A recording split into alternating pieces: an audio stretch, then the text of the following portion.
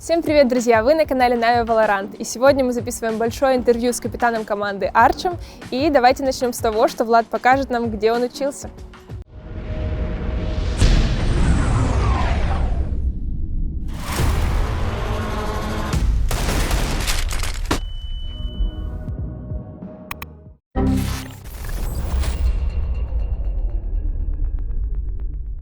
Только ты повыше снимай, типа, понял, что подбородок? Да, пожалуйста, не снимайте снизу меня У меня только. уровень на уровне глаз. Главное не снизу, потому что у меня... Арч, привет еще раз. Всем привет. Расскажи, как твои дела вообще, как твое утро прошло? Да нормально, проснулся, как всегда. У нас сейчас 10 дней отдыха было, потому что летом у ребят не было возможности отдохнуть. Все лето играли турниры, квалификации, КВЦТ. И у вас сейчас какой-то другой немного график, да? Во сколько ты вообще просыпаешься? Что первым делом делаешь? Ну, просыпаюсь где-то в 12, иду в душ, кушаю. В 12, потому что ты играешь, типа, допоздна или там, не знаю? Ты имеешь в виду про тренировочные дни? Нет, ну в целом, даже сегодня, например. Сегодня проснулся раньше чуть-чуть, потому что надо было сюда приехать. Важный ответственный день. Да. Да, ну в целом, типа там вы допоздна, типа, играете, или ты там, может, не знаю, какие-то на тусовки с друзьями ходишь? Да я так ходил, просто гулял и в основном встречался со всеми старыми друзьями, с которыми давно не виделся. Потому что когда турнирный график и так далее, нет времени особо с каждым увидеться. В основном гулял с друзьями. Просто отдыхал, там, спал много. А что у вас планируется через, ну, типа, когда они заканчиваются, вы начинаете тренироваться, правильно? Да, у нас с завтрашнего дня уже тренировки начинаются. Будем готовить новые пики, потому что патч поменялся. И готовиться к ближайшим турнирам. Первый турнир через дней 10 уже небольшой, вот, будем тестить. Окей. Мы сейчас находимся возле твоей школы. Тут проходила вся твоя молодость, верно? Ну, не вся молодость. Ага. Тут прошло только 2 года, последних. То есть 10-11 класс. В целом это было приятное время? Вот, Да, в это твоей классное жизни? время было. Там, в основном люди не любят школу, мне как-то было нормально. Хоть я и особо не учился, на самом деле. Но в этой школе началась твоя киберспортивная карьера?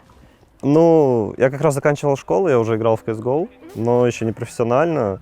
Это как раз буквально год игре был где-то. Я ездил только на лан-турниры в Ну, ты Киеве. ездил уже, то есть ты Ну, уже это- примерно это- представлял, что можешь быть киберспортсменом? Да, я представлял и хотел, но турниры были непрофессиональные, и вот. Но я уже играл Star Ladder Pro серию, это дивизион был ниже Star серии, то есть в Star серии играли Na'Vi там и так далее. Я уже играл как бы в Pro серии.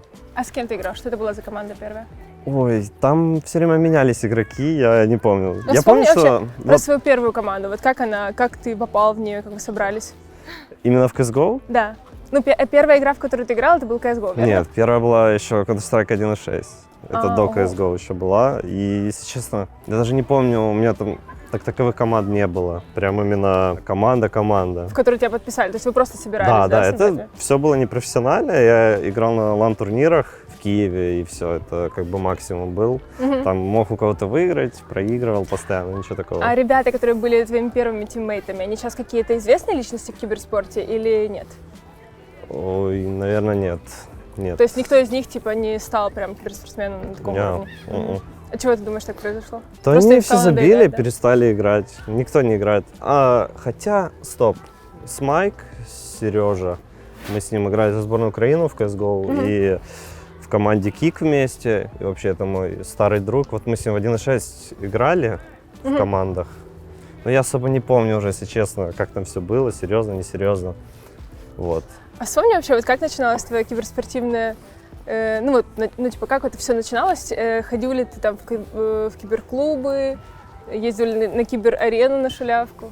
Да, конечно, я ездил в киберарену очень много при том. Получается, я приходил со школы и ехал на турниры. Там были турниры по вечерам 2 на 2. Это уже Там- класс 10, да? Да, это уже 11 класс, по-моему, или 10. И вот там, получается, в понедельник, среда, пятница были турниры 2 на 2, я всегда приезжал, там призовые какие-то были даже денежные, там за первое место образно, не помню, на тот момент 150 гривен, а это тогда, если доллар сравнить, ну, очень даже неплохо было на самом деле, как для На школьника. что ты тратил первые призовые? Ой, я не помню, наверное, покупал девайсы. или Школьные что-то типа обеды. того. у тебя уже был на тот момент классный комп, да? Ну, компьютер у меня такой себе всегда был средний. То, что папа покупал, родители. А потом, когда уже начал профессионально играть, то уже сам покупал все сам. Ну, насколько тебе мешало киберспортивное начало твоей карьеры, как бы, учиться в школе? Да не то чтобы Или ты мог, типа, как-то совмещать это вполне Да спокойно? я особо и не хотел как бы учиться прям в школе, никогда не было такой задачи у меня. Я для галочки ходил в основном. Хотели, чтобы у меня были нормальные оценки, не обязательно хорошие и чтобы неплохие. Вот. Ты еще всегда говорил, что хотел иметь команду, которая тебе будет как семья, максимально Ну да. близкие люди. Вот скажи, твои первые команды, они были примерно такими? И как вот, например, сейчас ты чувствуешь насчет команды, в которой ты сейчас играешь? Нет, первые команды не были такими точно, потому что первые команды даже были не из людей особо, которых я, не знал. Мгм. И на тот момент как бы ты играл с игроками твоего уровня, ты особо как бы не был там друзьями и так далее. Ну вы даже типа вживую не виделись, правильно? С ними? Ну С да, ними? если брать еще когда 1.6 в онлайне был. А в CSGO, наверное, первая такая серьезная команда была, но еще не профессиональная. То есть там не платили деньги, у нас не было контрактов. Уже была Саша Симплом. Это А как она было- называлась? Она называлась Land Dodgers. В ней был еще Смайк, Ретрик и Тедди. Вот. Мгм. И мы тогда поехали на свой первый лан. Это вообще был первый такой большой лан в Украине. ЕСВЦ отборочные на чемпионат мира. И мы тогда неплохо сыграли. Мы взяли 14 раундов у команды Киршнет. Это команда, где играл Блейд, Бондик. И проиграли Астане Драгонс. Это тогда команда, как бы супер СНГ команда была. Маркелов, в ней играл Дося, Адрен, Эдвард, вот, Ангел. И мы им проиграли Все, кто 16-11, сейчас по-моему. известные люди по факту. Да. Мгм. И вот тогда мы поняли, что мы можем хорошо играть. А ты тогда начал играть с Симплом, и вы потом продолжили вместе играть, верно? Получается, мы поиграли Вместе. тем составом еще 2 месяца после СВЦ. И, по-моему, Саня ушел в другую команду. Потом мы с ним где-то полгода не играли. И потом мы опять собрали с ним команду. И в этот раз мы уже выиграли про-серию, вот эту, и вышли в Стар-серию, как бы к лучшим командам Европы. Но после этого Сашу позвали в Hellraisers, первую команду с контрактом. И он ушел. Ну, мы нашли замену, потому что у нас был слот Стар-серии.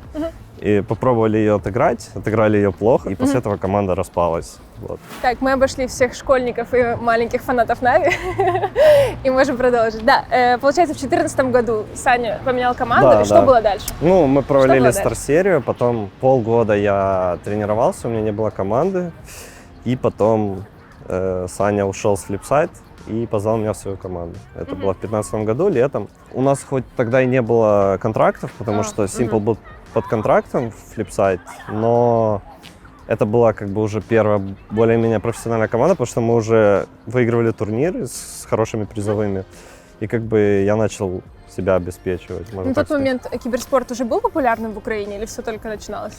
Так, среднюю. По сравнению... Ну, твои друзья знали, чем ты занимаешься?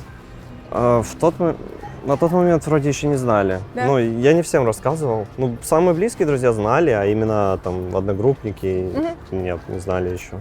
Да, сейчас это, наверное, было бы среди там одноклассников поводом для гордости, но тогда ты еще не хотела, да? Как бы Да, это ну, когда я в школе еще рассказывать? был, я еще не играл профессионально, и люди просто знали, что я играю. А в институте я не рассказывал, пока там на первые турниры не поехал. Когда я поехал первый раз в Америку, вот, полетел, тогда я, по-моему, и рассказал друзьям. И когда ты полетел в Америку, Это мой был первый именно лан, именно за границей, не считая России. Это были квалификации закрытые на мажор.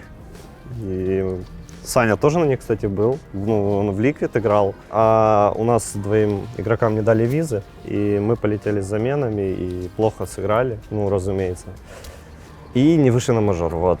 Как вообще вот так вышло, что ты подумал, что пора тебе менять дисциплину? Вот мне интересно понять, как Ну. ты пришел к этому моменту. Как сказать, карьера росла стремительно до определенного момента. Она перестала расти в 2018 году, когда я ушел с Team Spirit. А это была как бы команда одна из лучших в СНГ и топ-30 мира, с которой я там почти вышел на мажор опять. Опять не вышел на мажор. Вот. На мажор я так и не вышел. Вот, в 2018 году была попытка у меня такая хорошая собрать команду, вот, где я играл со Стариксом, со Смайком, с Куби, Калинкой в кик. Ты был капитаном тогда, да? Не, я не был еще капитаном, но как-то так получалось, что я всегда команду собирал. Где-то в душе глубоко я всегда хотел быть капитаном, но, наверное, боялся, что мой уровень игры просядет. Я и так как бы никогда не блистал статистикой. Там. Я думал, что мой уровень игры просядет и вообще был не уверен в себе в этом плане. Но тебе даже тогда хотелось брать уже какую-то ответственность на себя, да? Это я делал всегда, даже когда мы с Симплом играли там, в 13-14 годах, это все собирал я всегда. Угу. Когда вы с Симплом начинали играть, тоже ты как бы его где-то нашел, да? Получается, как это вообще мы играли вместе Цизгл, это такой гезер был, как бы... Как сейчас матчмейкинг, только там ты собираешься сам в одном месте, в Мирке, как закрытый хаб на Фейсите сейчас. И там лучшие игроки СНГ как бы были на тот момент. И был такой Simple, который набивал 40 фрагов и очень жестко ставил, и все думали, что он читер. Вот я и с Майк, мы с ним поехали первые в компьютерный клуб, чтобы он при нас сел, сыграл. И мы там чуть ли не следили, чтобы он как бы на моей мышке там играл и так далее, что он никак читы не запустит, еще что-то. Потому что не могли поверить, что он так может сильно играть. И он сел при нас, набил 45 фрагов, и в тот момент я был в шоке. Я понял, что он когда-то станет там лучшим игроком мира. Класс, открыл Симпла для мира. Показал всем, что он не читер. После той команды, про которую говорил Кик, она дисбанднулась, я еще слетал в Италию, выиграл турнир миксом. И выиграл отборочные в Украине от Весга и полетел на чемпионат мира в Китай в 2019 году. Это был мой последний лан-турнир в КСе. Мы вышли с группы с первого места, а потом проиграли команде АГО польской. Миксом тяжело было играть, вот как-то так. Потом поиграл еще в команде Экстремум, и все это время у меня уже падал интерес к игре. Уже чтобы играть на топ-уровне, нужно очень много играть, и должно быть нереальное желание. Оно у меня постоянно спадало, и вот. Но потеря интереса была связана с тем, что у вас были какие-то неудачи? Да, да. Это 100%, потому что мне надоело заново все начинать. То есть одни команды играют одним составом, прогрессируют, а тебе нужно начинать все заново, и я очень устал от этого. И вообще, Counter-Strike сам по себе надоел, потому что все одно и то же было. Тут появился Valorant, который почти как Counter-Strike. Да, я уже собирался на CS полностью забить.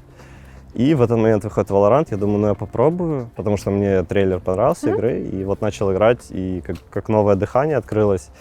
Как когда-то я любил CS, там, в 17-м году, например, когда я мог играть сутками, играть турниры, кайфовать от всего, вот. То же самое сейчас в Valorant, даже, возможно, сильнее. Вот вы с тиммейтами, очевидно, смотрели турнир. Как ты вообще оцениваешь уровень игроков, которые туда прошли? Может быть, кто-то, по твоему мнению, там слаб до этого турнира, как тебе показалось? Я сразу понимал, что европейские команды и североамериканские, они будут на уровень выше всех других регионов, это логично. И что Vision Strikers — это топ-1 Кореи, что они будут хорошо играть. Поэтому для меня очевидно, что, например, там команды, которые с EMEA выходят, да, вот у нас 4 вышло, было очевидно, что все пройдут в плей-офф. Поэтому да, если ты EMEA проходишь, то ты уже, скорее всего, минимум топ-8 мира. Вот ты, кстати, тоже сказала насчет европейских и американских команд. А как ты вообще оцениваешь уровень там других регионов? Мы пракались со всеми командами, и с бразильцами. Мы не пракались только с Sentinels.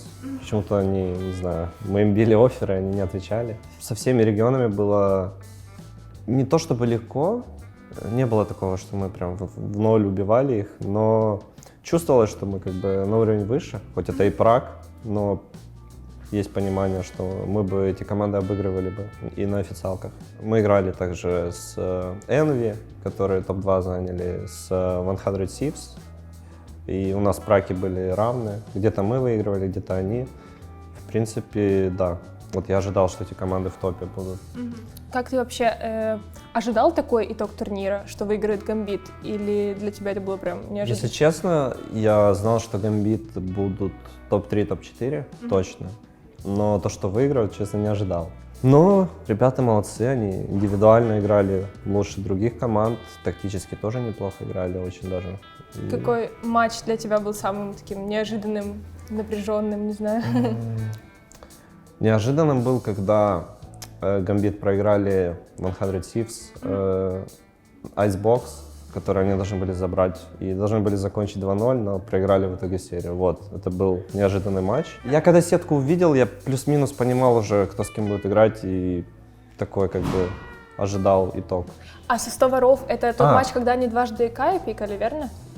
Да, вот это да, та я игра. как раз хотела, уточнить твое мнение по поводу этого. Они, можно сказать, что они какой-то дизреспект проявили таким мувом? Да не, просто... Или выпендривались? Не-не-не, они с нами на праке таким же пиком играли. Они просто То есть они реально... за Каю играли, да? Да, они реально думали, что это типа хороший герой. Хотя в том патче он вообще не метовый. И тот, кто играет с Кай, он как бы в disadvantage у него, реально, как по мне. Но они умудрились выиграть, но это, скорее всего, потому что им удалось icebox дотащить. И поэтому, возможно, Гамбит чуть-чуть поплыли за счет неопытности.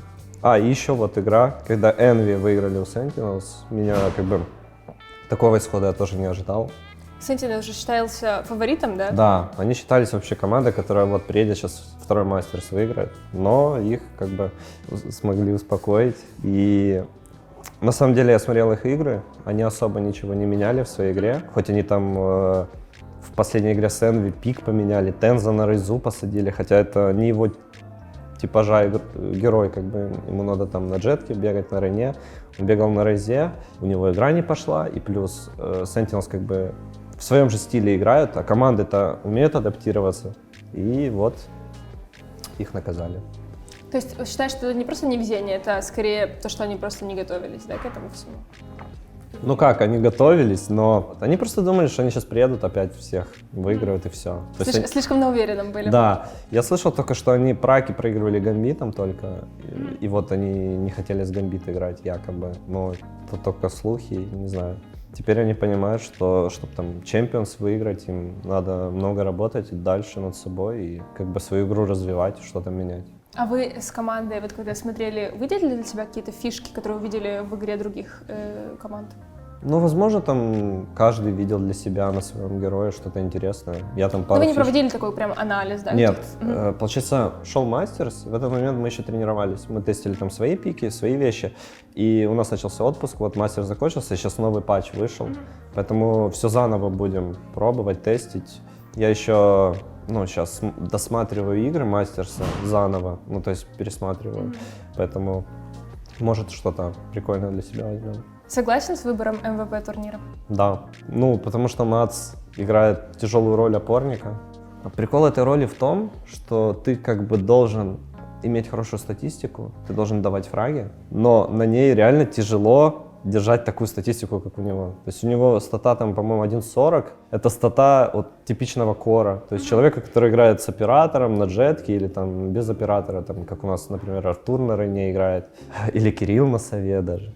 И тут человек на опорнике такую стату показывает, и при том он делает важные фраги, спокойно играет, холоднокровный. Не знаю, Нац очень умный игрок. Вот я там 1000 раз на стриме уже говорил, что когда мы играли еще второй ВЦТ, это из этой команды был только я, Миша и Денис. И мы играли против Гамбит, мы им проиграли 2-1 тогда. Я посмотрел демки Гамбит, я знал, что делает Нац на точках, как он играет и так далее. Я это все говорил, и он постоянно как-то находился не там, где он вроде как должен. И при этом еще убивал всех. И мы до сих пор не понимаем. Сложно предугадать его действия. Да, он очень умно играет, круто, он не стоит на одном месте никогда. У него постоянно новые сетапы, и поэтому все заслужено. И расскажи, вы готовитесь сейчас к турниру, который СНГ-турнир, верно? Да, через 10 дней мы играем небольшой турнир. Там будут вроде как СНГ команды и не только. Этот турнир у нас будет как практика. То есть, конечно, мы постараемся его выиграть, никак иначе, но мы будем тестить пики новые, смотреть, что получается, что нет, потому что сейчас как раз новый, как я сказал, новый патч. Надо посмотреть, что работает, что нет, и готовиться уже к более серьезным турнирам. Но в целом вы сейчас не сидите без дела, вы все время тренировки. Да, конечно же. Мы до отпуска, когда мастерс шел, очень много тренировались и тестили многие вещи. И считаю, что это хороший период был, чтобы понять, от чего отталкиваться дальше. Думаешь, в дальнейшем в Valorant будет больше турниров? Да, сказали, что будут уже, возможно, заходить операторы турнирные. И вот в конце октября должен быть, я не знаю, какой там будет призовой, но я знаю, что там будут уже лучшие команды Европы играть. Не могу ничего сказать про этот турнир пока. Вот. И я не знаю, есть у нас инвайт в мейн-эвент там или нет, но квалификации мы точно будем играть, любые там закрытые, какие будут, и будем стараться вот выигрывать этот турнир. Думаешь, что Valorant может в дальнейшем стать в СНГ настолько же популярным, как КС? У нас просто люди ничего нового не любят обычно. И как бы CS, Dota и все, больше ничего не интересно. Хотя тот же LoL, Valorant, очень классные игры. Ну вот, например, Simple сейчас играет на стримах в Valorant. От этого может расти популярность его, верно? Ну, если бы он перешел в игру, то как бы Valorant сразу бы вырос очень сильно в СНГ и, возможно, даже до уровня CS. Да не только в СНГ, я думаю, в Европе тоже бы вырос. Но то, что он играет, от этого, ну, возможно, какие-то люди начинают пробовать. Мне кажется, ну вот я как-то слышала мнение, что из-за того, что она более такая мультяшная, сам рисунок, нам как-то в СНГ это не заходит, как Fortnite, например, тоже. Непонятно почему. Мне лично просто графика нравится. Вот, например, в Корее люди, например, очень талантливые механически, там, и в Overwatch, и в других играх, но они в Counter-Strike, там буквально пару команд было, которые играли сильно. В Корее сейчас очень Valorant развивается, это за счет, возможно, графики. Ну, всем по-разному, в общем. Арч, мы сейчас находимся возле места, где ты провел 4 года? 5,5. 5,5 прекрасных лет своей жизни. Ну, да. Почему ты выбрал это место для обучения дальше? Не то чтобы я прям выбрал, это была инициатива родителей моих. Они хотели, чтобы я получил образование футбольного тренера. Это нужно было для того, чтобы я стал футбольным арбитром. А ты хотел стать футбольным арбитром? Ну, Они хотели, Ага. я не то чтобы хотел, но я был как бы не против, потому что это высокооплачиваемая работа, и в теории могло мне быть интересно. Но ты интересовался футболом, ты играл, да, в футбол в детстве? Да, в детстве играл до 14 или 15 лет. Занимался, играл там в высшей лиге Киева. Ну, вам с Денисом было что обсудить, наверное. Ну, я просто перестал за футболом прям следить сильно в один момент. И как бы футбол разлюбил, когда мне было лет 15-16. И вот буквально пару лет назад только начал следить там за Лигой чемпионов, чемпионатами мира, Евро.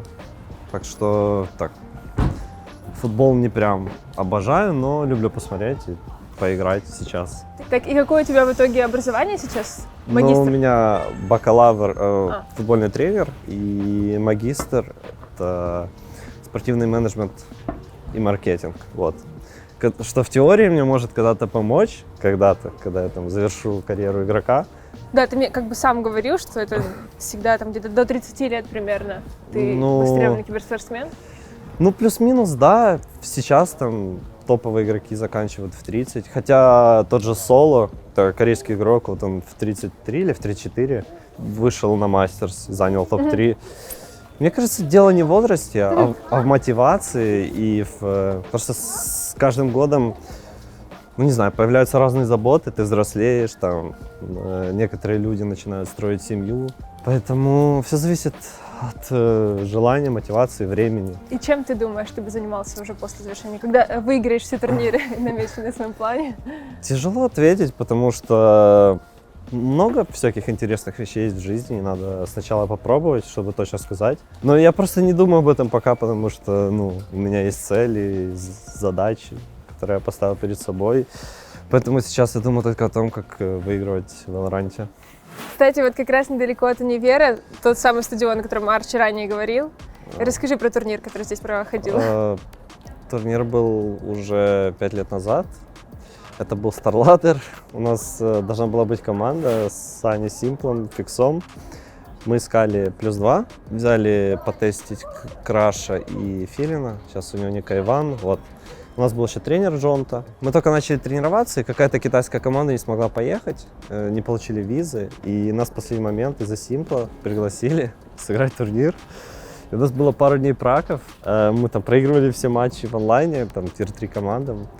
И приехали на этот турнир и почти обыграли Virtus.pro, которые были на тот момент топ-2 мира. И там на третьей карте им проиграли 16-13 или 16-14. И после этого выиграли СК. Не помню, они, наверное, топ-8 мира где-то были. И после этого еще проиграли Godsend команде, которая тоже хорошо очень играла. Проиграли им на третьей карте, карту, которую мы вообще не разбирали даже.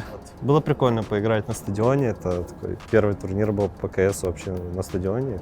Даже после этого ни разу не было вроде. И вот. Круто Расскажи, было. да, вот это типа значимый, важный момент, там, не знаю, в твоей карьере, да. но в целом расскажи про какой-то вот самый важный турнир, который у тебя был в карьере. Ну, запомнился этот. Запомнился очень первая поездка в Штаты.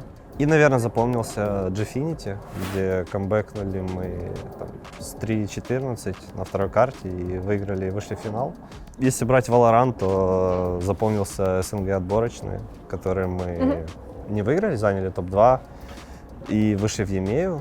И как бы на это тоже повлияло то, что мы попали в Нави. Поэтому вот. Расскажи, как ты относишься к женскому киберспорту и типа конкретно к тому, что создают сейчас команды женские по Valorant?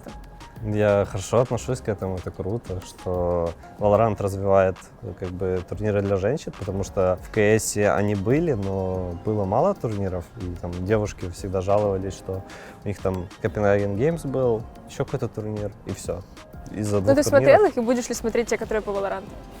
Нет, я не смотрел в КС, в Valorant тоже, наверное, не буду смотреть, но как бы просто рад, что женский киберспорт развивается. Вот. Хорошо. И еще хотела спросить тебя, выходит мобильная версия игры по Valorant? Ну, типа не совсем Valorant, это Project M, верно? Но он прям копирует Valorant. Я вообще Ты не без слышал? понятия, как называться будет. Я знаю, что там Valorant Mobile как-то будет. Мгм. Потестил бы эту игру? Ну, по приколу скачал бы, поиграть. Но в целом не особо серьезно Не. к этому относишься, да? Не-не-не. Это все равно, что там образно PUBG есть, PUBG Mobile. Ну Это- смотри, у них другая есть игра такой всё равно. опыт, что PUBG Mobile стал даже более популярный, чем PUBG. Он-то может быть популярнее, потому что телефон у всех есть, а хороший компьютер не у всех. Но, блин, на телефоне играть и играть за компьютером разные вещи, это разные эмоции, я думаю, и так далее. Есть какая-то мечта, к которой ты идешь прям с самого детства?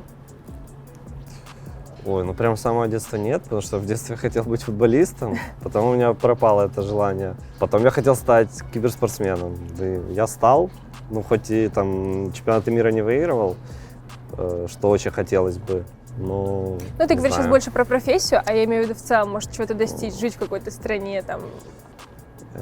Не знаю, честно, не думал об этом. У меня была мечта в Штаты поехать, и я уже съездил. Мгм. Именно жить, не Ты знаю. сейчас больше сфокусирован на том, кем типа ты хочешь Да, быть по да. факту, чем Я заниматься. больше сфокусирован на своих целях, да. Скажи, что тебя мотивирует не сдаваться? Есть ли у тебя вот периоды депрессии, и как ты, например, с ними типа справляешься, как ты... У меня их очень было много в Counter-Strike, я как бы уже научился адаптироваться к этому, и я просто занимаюсь тем, чем хочу, и делаю все возможное для того, чтобы у меня все получилось. Скажи что-то нашим зрителям. Ребят, всем спасибо, кто смотрел, подписывайтесь на канал Na'Vi Valorant, ставьте лайки, колокольчики, поддерживайте нашу команду, мы будем стараться радовать вас своими результатами. В чем сила? Не знаю, ладно, ответь. Варче.